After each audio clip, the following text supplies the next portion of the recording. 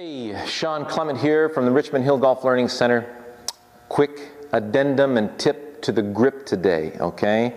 And I want to explain to you why strong grip is better than weak grip. And we use strong and weak. I'll go through the details of that and make sure you understand why a strong grip is better than a weak grip when it comes to swinging the golf club, okay? So let's first and foremost look at the grip club face relationship, okay? So we want basically snuff boxes to be on top. Now you go to my proper grip and grip to wrist hinge to get the details as far as putting the hands on the club. Once the hands are on the club, you'll notice when I'm hinging up and down, the club face stays nice and square. Now, if I add one more knuckle to my grip right here, I haven't changed the club face yet, I added another knuckle to the grip. Now I bring my snuff boxes to the hinge. Notice how closed the club face is?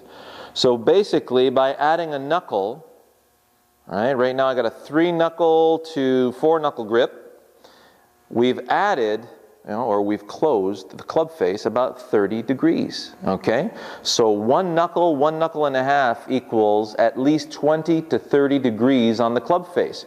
So if you look at your favorite players on tour and look how many you see with a 4-knuckle grip, now you'll understand why it's so important to have a stronger grip for those of you who tend to slice or pull the shot, okay?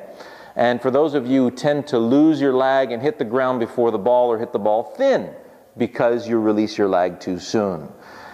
With a weak grip, so if I take the grip here and take 1 knuckle off, my snuff box is now to the forward side.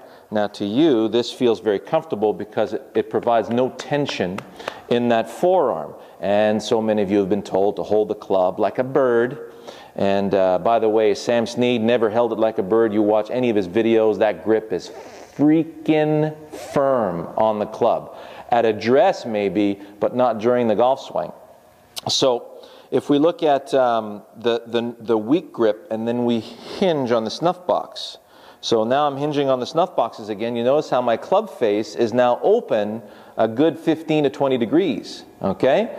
So this is going to affect the way I'm coming through the ball. Now watch what happens when I get through the golf ball.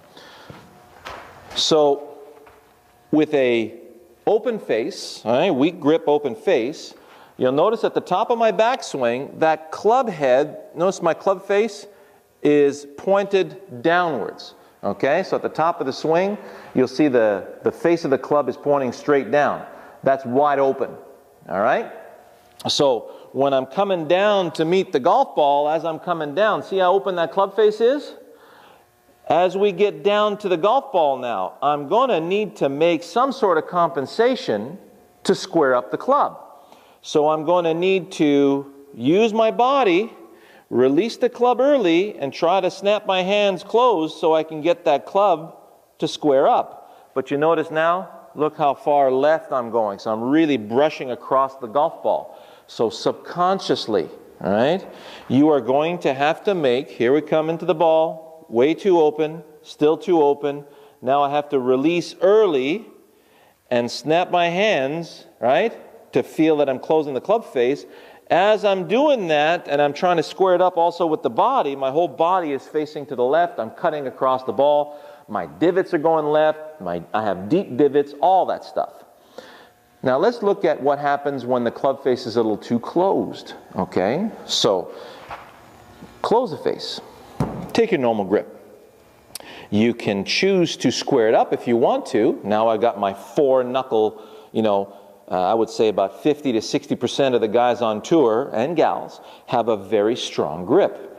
So let's say I take my neutral grip with a 30-degree closed face, take my backswing. So at the top of my backswing, when I hinge on the snuff boxes, you can see the club face now is pointing straight up toward the sky, okay?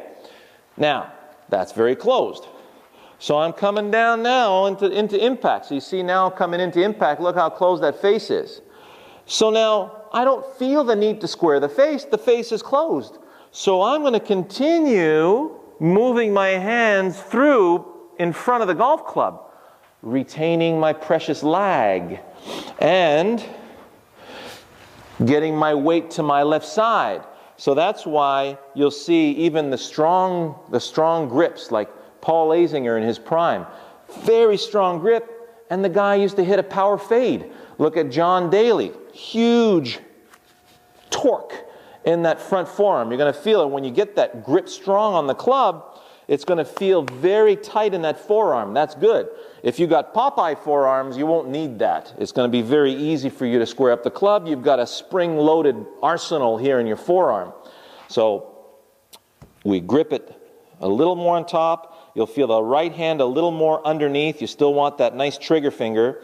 But don't worry if the club face looks closed, because this, as I'm coming into the ball, I'm going to continue to feed my hands forward. Notice now at the moment of impact, that closed face is no longer closed, is it? Here it is at address. Here it is at impact.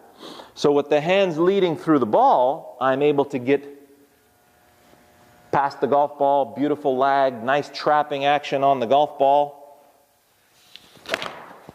Very solid contact.